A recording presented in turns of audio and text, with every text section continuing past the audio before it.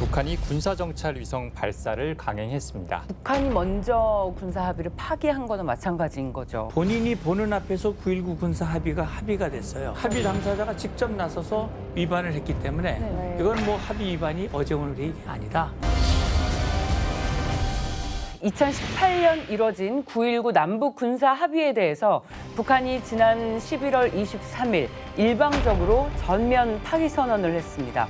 그로 인해서 한반도 내 긴장도 고조되는 분위기인데요. 북한의 9.19 군사 합의 전면 파기 이유는 무엇인지, 당시의 군사 합의 내용은 한반도에 어떤 영향을 미쳤는지 알아보도록 하겠습니다.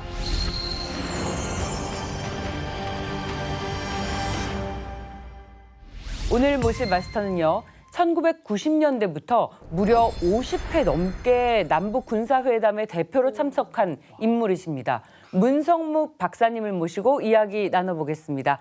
어서 오십시오.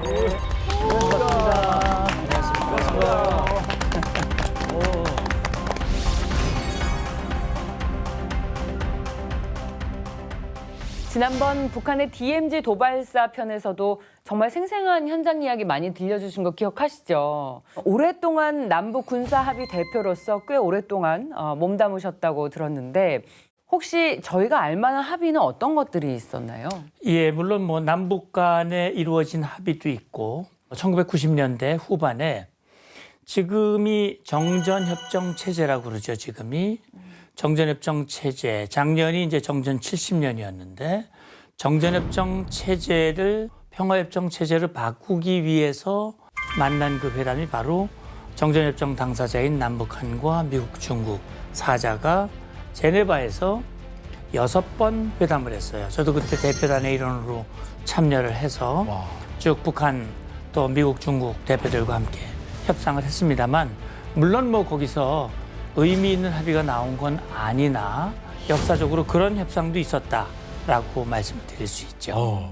당사자 만나뵈니까 큰 영광입니다. 직접 참여하신 분 제가 처음 뵀으니까. 예, 저도 여러분들 만나니까 저도 영광이에요. 반갑고 지난번에 만났었는데 또 다시 만나니까. 오늘 그야말로 이 분야에서 가장 이야기를 잘 해주실 수 있는 최고의 권위자를 모신 것 같습니다. 영광입니다. 박사님이 군사회담에 참여하면서 겪었던 비하인드 스토리 나중에 또 자세하게 들어보도록 하고요. 2018년 체결된 9.19 남북 군사 합의를 5년 만인 지난 11월 23일 북한이 일방적으로 전면 파기를 선언했습니다. 이 합의 파기가 갑작스럽게 이뤄진 건 아니지 않습니까? 태검 기자님, 상황 일지 설명 좀 해주세요. 네. 먼저 북한의 군사정찰 위성 3차 발사에 대응해서 11월 20일 우리 국방부는 북한에 대한 경고와 함께 국민의 생명과 안전을 보장하기 위해 이 필요한 조치를 강구할 것이라고 발표했는데요.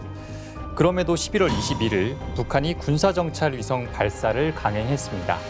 그리고 다음 날 22일 15시부로 9.19 군사합의 1조 사망을 효력 정지한다는 국방부의 발표가 있었습니다. 박사님, 여기서 나오는 1조 사망이 정확히 어떤 내용일까요? 네, 그러니까 앞서 국방부, 정확하게 말하면 합참이 이제 북한을 향해서 경고를 했어요. 북한이 유엔 안보리 결의를 위반하고 우리 대한민국의 안전을 위협하는 도발, 다시 말하면 북한이 군사정찰 위성이라고 하지만 그것은 명백히 불법이고 또 우리를 위협하는 도발이거든요. 그리고 어떻게 보면 적대행위라고 볼 수 있어요. 1조 사망이라고 하는 것은 사실 군사합의가 적대행위, 지상과 해상과 공중에서의 적대행위를 중지한다. 그러면서 군사분계선 일대 거리를 정했어요. 10km, 20km, 40km. 그 범위 내에서는 비행 금지, 다시 말하면 정찰을 금지하도록 규정해 놓은 조항이에요. 이게 북한에게 일방적으로 유리한 것이고, 우리 군으로서는 북한보다 압도적으로 우위에 있는 우리의 정찰 역량이 묶이는 그런 문제가 발생하거든요. 북한이 군사정찰 위성을 발사하면서 우리를 향한 정찰 능력을 고도화시키면 우리 군으로서도 우리 국민들의 또 우리 대한민국의 안전과 안보를 위해서 그동안 묶여져 있었던 정찰을 다시 하겠다. 그게 바로 남북 군사합의, 9.19 군사합의 1조 사망에 해당되는 내용입니다. 이걸 경고한 것이고, 북한이 우리의 경고를 무시하고 정찰위성을 발사했기 때문에 예고했던 대로 정부와 우리 군은 절차에 따라서 효력을 정지시킨 것이죠. 북한이 먼저 군사 합의를 파기한 거나 마찬가지인 거죠. 북한의 정찰 위성 발사는 안보리 결의안에도 위반이 됩니다. 9.19 군사 합의 1조의 정신과도 위배되는 행위라고 하더라고요. 북한의 군사 정찰, 북한은 그렇게 주장을 해요. 정찰 위성을 발사하는 거는 개별 국가의 주권적 행위다. 이것은 유엔에서도 보장되는 것이다라고 주장하는데 북한이 군사 정찰 위성 쏘는 게 불법인 이유가 뭘까요? 적나라니까 그쪽은 쏘면 불리하니까. 불리하니까. 네. 예, 정확하게 말하면 정찰 위성을 발사하는 것도 탄도미사일이에요. 다시 말하면 그 로켓을 쏘는데 로켓 탄두에 핵탄두를 실으면 그건 핵미사일이 되는 거고 네. 거기에 위성을 실으면 정찰 위성이 되는 거고 원리는 똑같기 때문에 북한은 말씀하신 대로 적대 행위를 했고 불법적으로 핵을 개발했기 때문에 북한은 탄도미사일 기술을 이용한 그 어떤 것도 발사할 수 없도록 유엔 안보리가 규정을 했고 그 유엔 안보리가 규정을 할 때 중국과 러시아도 동의했어요. 그렇기 때문에 북한의 군사 정찰 위성 발사는 불법 행위예요. 그런데 9.19 군사합의 정신에도 위배가 된다 그랬단 말이죠. 이 9.19 군사합의의 정신은 적대 행위를 하지 않도록 돼 있거든요.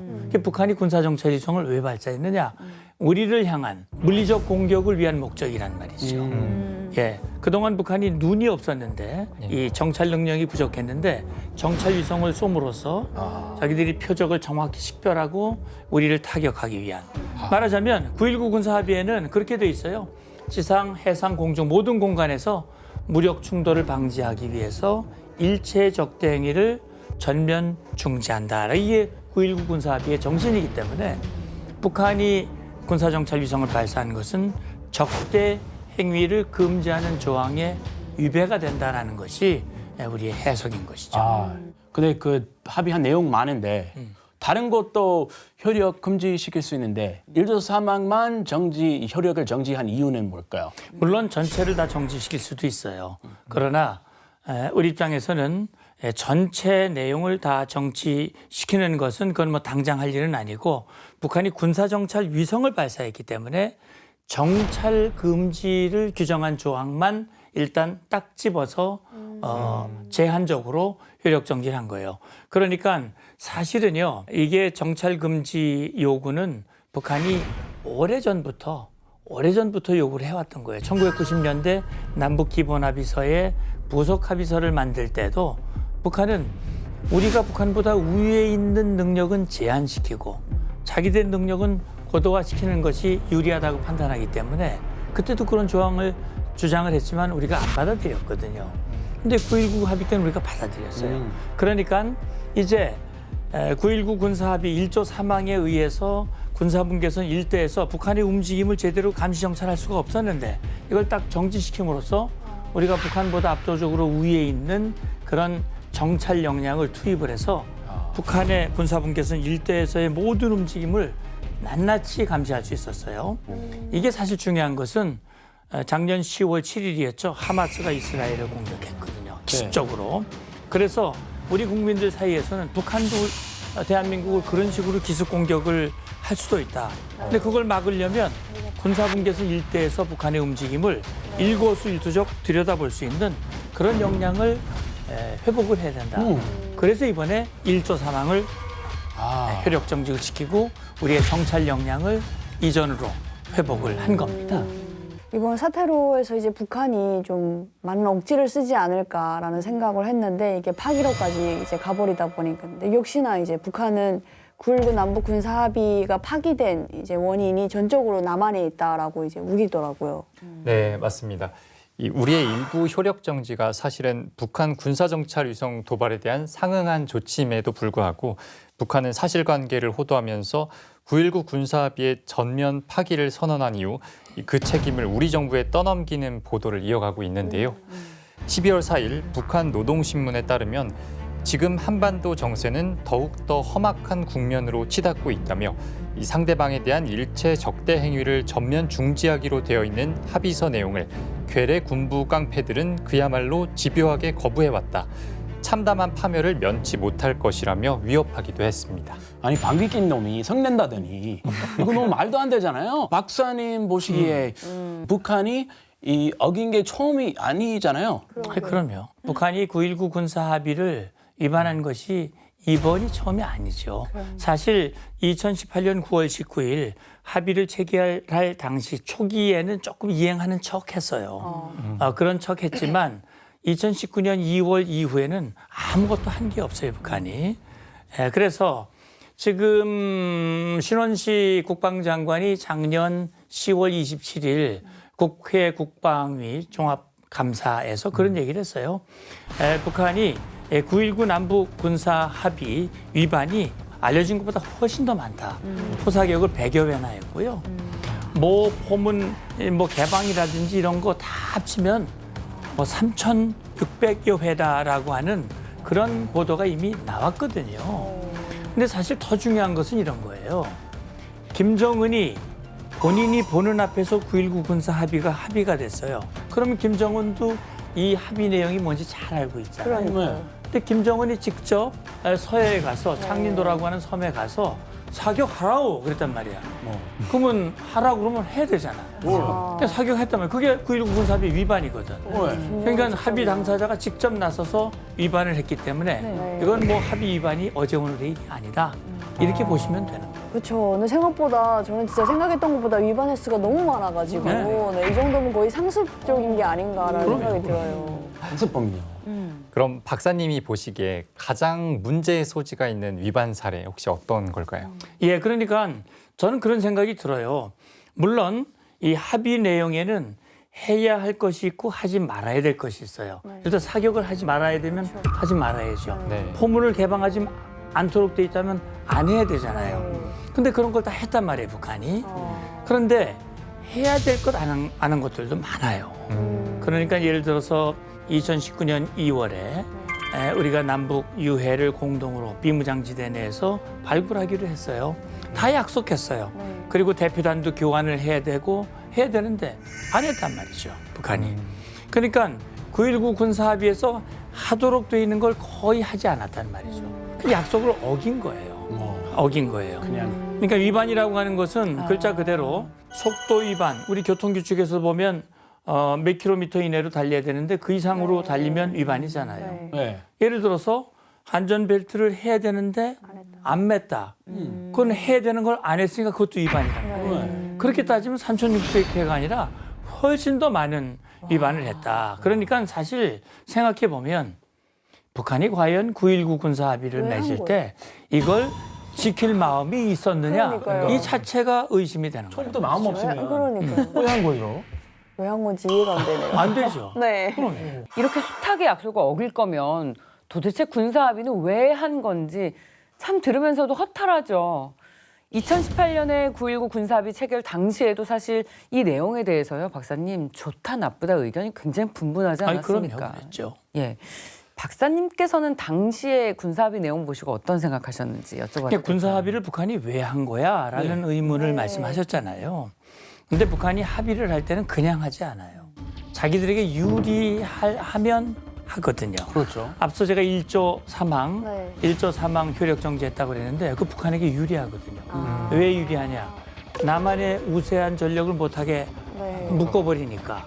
그러니까 북한으로서는 핵미사일 역량은 계속 고도화하고 다만 대한민국이 자기들보다 유리한 것은 못하게 만들고 그래야 되니까 9.19 군사합의에는 자기들에게 불리한 내용이 있지만 안 지키면 그만이니까 안 지킨다고 불이익 있는 거 아니니까 그럼 합의만 해주고 남한은 합의하면 지키는 네. 나라니까 군사국가니까. 그러니까 그렇게 합의해서 남은 못하게 만들고 자기들은 안 하고 그게 그래도 맞아요. 충분히 되는 거거든요. 우리만 속수무책. 저는 그런 생각이 들어요. 그러니까 원래 군사회담 저도 뭐 대표를 하면서 회담이라고 하는 것은 서로 간의 의견 차이를 좁혀가면서 공통 분모를 찾아서 합의를 하는 거란 말이에요. 네. 그리고 이런 합의를 하면 지켜야 되거든요. 네. 근데 저는 그 9.19 군사 합의가 나왔을 때 어떤 방송에 출연을 하고 있었어요. 그때 그 앵커가 출연자에게 물어봤어요. 어떻게 생각하십니까? 그러니까 한 분은 아주 훌륭한 합의다.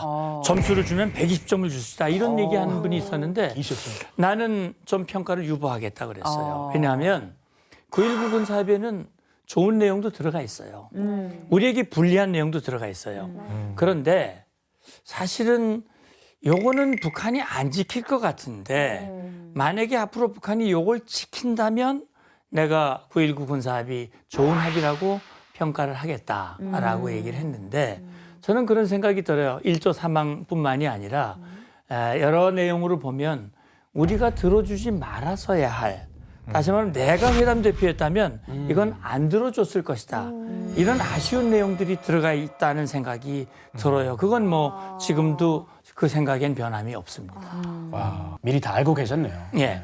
그러니까 이제 예를 좀 들면 그 1조 2항이 있어요. 군사분계선 일대에서 군사연습을 중단하도록 돼 있고, 그 다음에 이제 서해와 동해에 완충수역을 만들어서 그 안에서는 함정의 전개라든지 훈련이라든지 포사격이라든지 이런 걸 못하게 돼 있단 말이죠.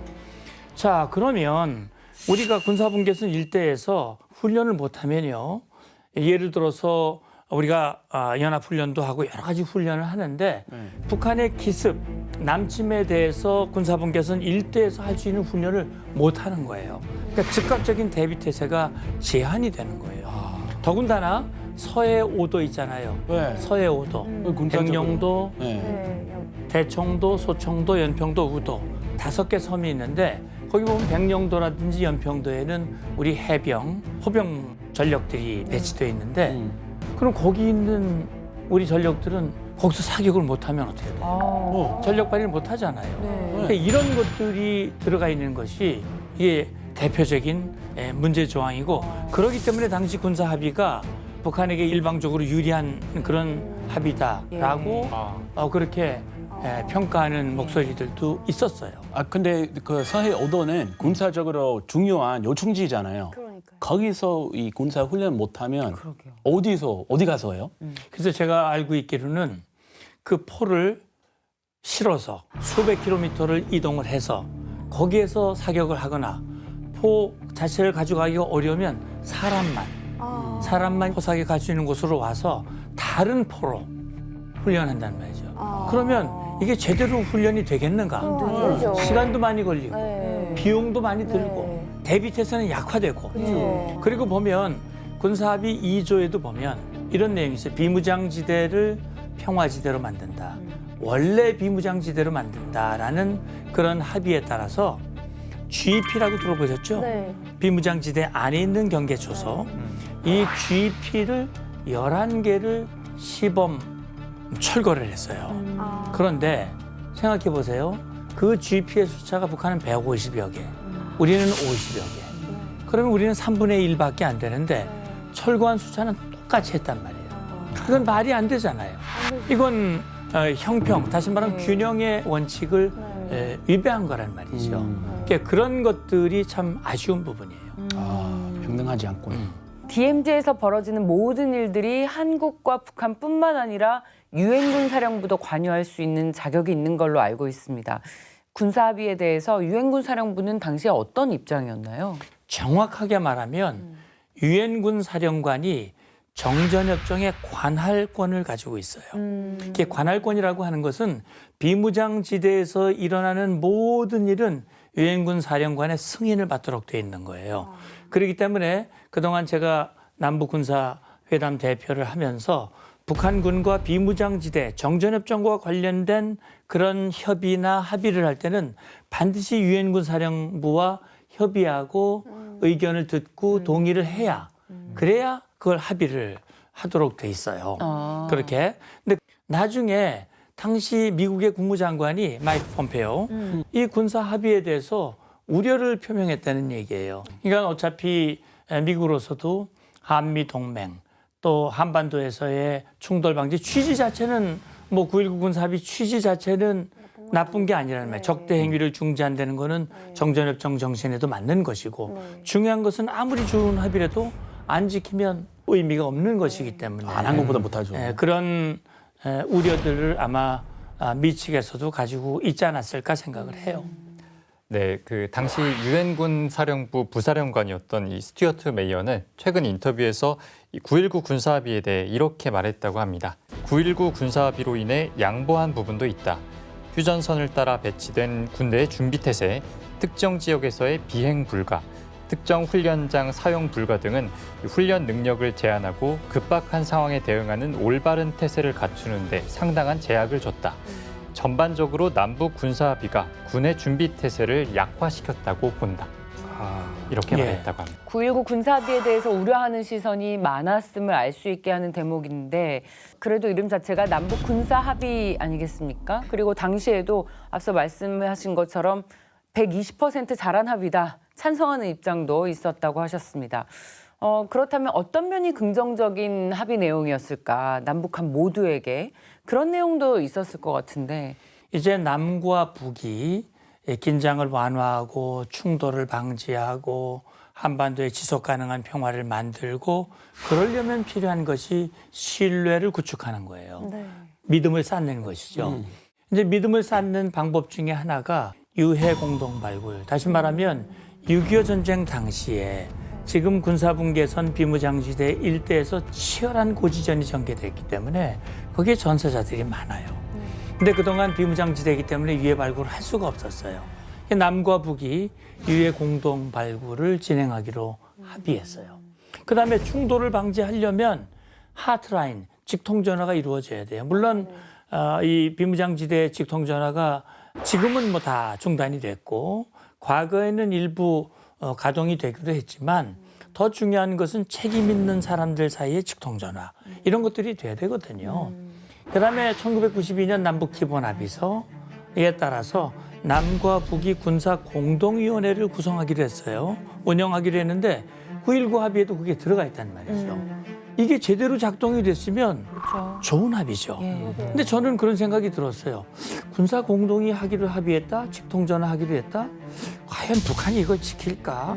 안 지킬 것 같아. 그거 안 지키면 의미가 없는데 사실은 안 지켰잖아요. 그리고 2018년 4월 27일 김정은이 판문점에 내려와서 4.27 판문점 선언을 합의했고 그 선언에 남북 연락사무소를 만들기로 네. 합의했잖아요. 그리고 개성에 연락사무소를 멋지게 네. 지었거든요. 그리고 개소식도 하고 거기서 함께 대화도 하고 그때 북한이 2020년 6월 달에 그걸 일방적으로 폭파시켜버렸단 말이에요. 네. 만행이죠, 만행. 그러니까 아무리 좋은 걸 합의해도 그런 결과가 나온다면 사실은 신뢰가 없. 안 하는 것만도 못 신뢰를 오히려 네. 신뢰를 쌓기로 했는데 오히려 신뢰를 왜 이런 망가뜨리는 네. 북한이 그동안 해오던 행태가 있기 때문에 사실 우리가 북한을 신뢰하기가 쉽지 않은 거죠. 그래서 9.19 군사합의에 대한 우려들도 좀 나오고 있는 것 같습니다. 2018년에 9.19 군사합의는 우리가 양보했고 북한은 또 대신에 어떤 필요한 걸 얻어간 합의다라는 이야기도 있었던 게 사실인데요. 그렇다면 왜 이런 합의가 이루어질 수밖에 없었는지 당시 상황을 좀 알아볼 필요가 있을 것 같습니다. 자, 태검 기자님, 김정은 집권 이후 2018년 이전까지 북한의 도발이 굉장히 많지 않았습니까? 네, 맞습니다. 이 김정은 집권 이후부터 미사일 도발 횟수와 전략 무기로서의 능력 또한 높아졌는데요. 화성 14형, 화성 15형 이 장거리 탄도미사일을 연거푸 발사했고 또 2015년에는 DMZ 목함질의 도발 사건으로 남북의 긴장감 또한 극대화됐습니다. 2013년 3차, 2016년 4차와 5차, 2017년 6차 핵실험 또한 진행하며 국제사회의 큰 비난을 받았습니다. 불과 1년 전에 2017년에 핵실험했더라면 갑자기 평화 모드로 전환된 게 좀 특이한데 어떻게 보십니까? 북한이 많은 도발을 했잖아요. 그래서 네. 2016년부터 북한의 이런 핵미사일 도발 행위를 유엔 안보리가 불법으로 규정하고 이전보다는 비교할 수 없는 강력한 제재가 들어가기 시작해요. 중국과 러시아도 협조를 했었죠, 당시에는. 네. 제재가 들어가니까 북한으로서는 김정은이 핵미사일 개발하면서 김정은의 정권을 1인 지배 체제를 공고히 하고 내부를 교착시켜야 되는데 경제가 어려워지면 북한 주민들이 흔들릴 수 있고 여러 가지 문제가 생길 수 있다라고 하는 것이 첫 번째 고민이고 두 번째는 기방지사 핵실험을 이제 앞에 김정일 정권 때 2번, 김정은 정권 들어와서 4번, 핵실험을 6번을 했잖아요. 그러면서 이제 북한은 핵무력 완성을 선언했어요. 2017년 11월에. 우리는 핵보유 국가다라고 했으니까 이제는 뭔가 미국과 대화를 통해서 핵보유국으로 인정도 받고 경제 제재도 좀 풀어보고 뭐 이런 구상을 한 거죠. 이게 2018년 들어와가지고 전술적 변화를 이제 시도한다고 봐야 돼요. 그래서 2018년 김정은이 이제 신년사 육성으로 신년사를 발표했어요. 네. 김정은이 그때 당시에 남북 관계를 사변적으로 발전시키고 싶다.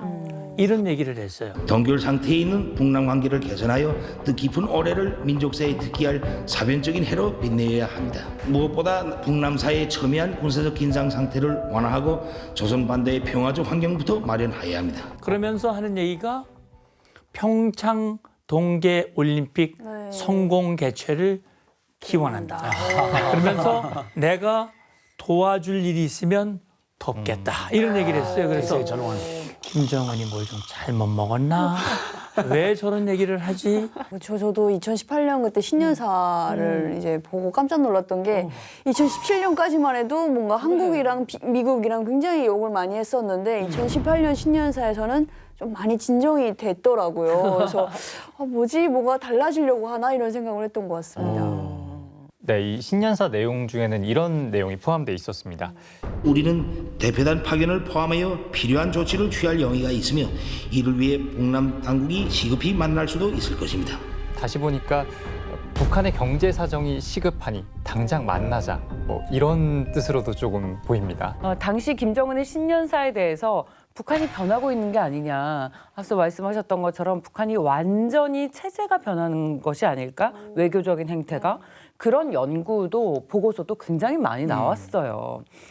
그런 희망적인 해석들이 특히 많았던 2018년인데 학계에서마저도요. 국민들도 분위기가 그랬으니까 기대하는 눈치가 있었고 기억하실지 모르겠지만 심지어 그 휴대폰 이모티콘으로도 김정은 얼굴이 나와서 인기를 굉장히 많이 끌기도 했었잖아요. 네, 기억이 납니다. 크리스, 해외에서도요. 당시 김정은의 신년사가 큰 이슈가 됐었을 것 같은데 어떤 뉴스가 나왔었어요? 네, 엄청난 이슈였고요. 대한민국한테 대화의 손 내밀면서 미국한테 보여줬던 태도 완전 반대죠. 내 책상 위에 이 핵무기 발사 단추가 있다. 트럼프한테 한 말이고요. 트럼프 뭐 미국 입장에서는 늘 해왔던 거니까 뭐 관행이겠지 별로 신경 안 썼어요. 또 외신 기자 보면 뉴욕타임즈는 북한이 한국의 대화를 요구했다 이렇게 보도했고요. 영국 BBC에서는 북한이 위협과 올리브 가지, olive branch, 이 화해 손길과 동시에 함께 발표했다. 이건 무슨 의미일까? 이렇게 보도가 됐습니다. 예, 그러니까 북한은 말이죠. 2017년까지 정말 핵실험, 미사일 발사 도발, 그러면서 당시 트럼프 대통령도 입이 거칠잖아요.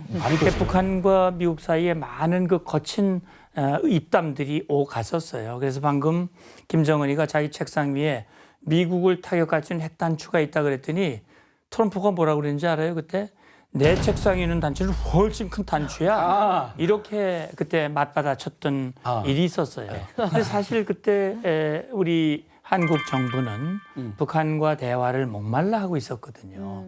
근데 김정은이 그런 얘기를 하니까 굉장히 반가웠죠. 그래서 바로 대화를 제의했어요. 그리고 북한이 그 대화에 기다렸다는 듯이 나왔단 말이죠.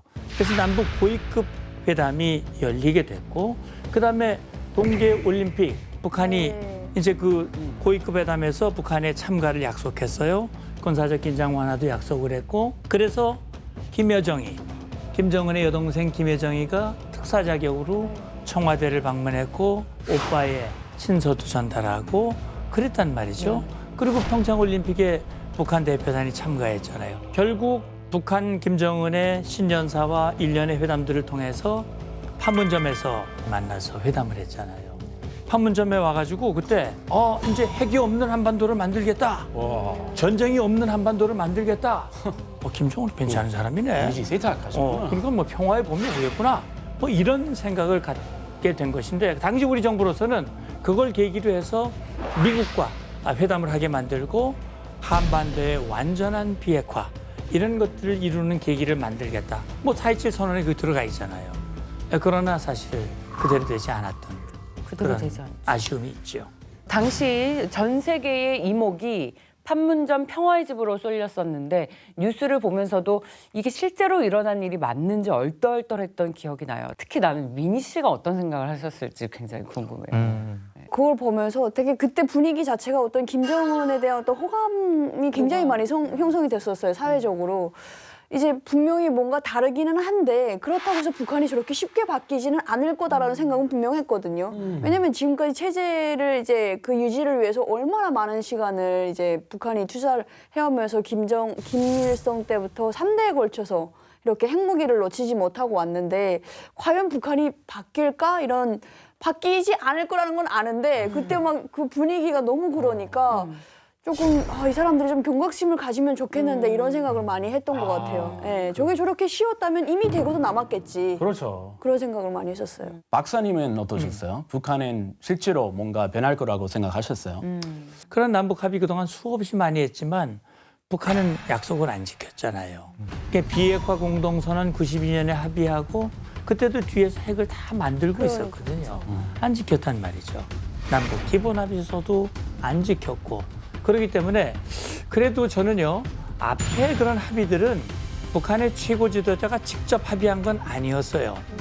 이번에는 직접 김정은 북한에서 말하는 소위 말하는 최고 존엄이 와서 직접 자기 입으로 우리 대한민국 국민들과 국제사회에 핵이 없는 한반도를 만들겠다, 전쟁이 없는 한반도를 만들겠다라고 약속을 했으니까 이건 혹시 지킬지도 몰라 라는 일말의 기대감이 그렇게 됐으면 좋겠다는 그런 마음이 있었지만 사실은 그 기대가 깨지는 데는 시간이 그렇게 오래 걸리지 않았죠.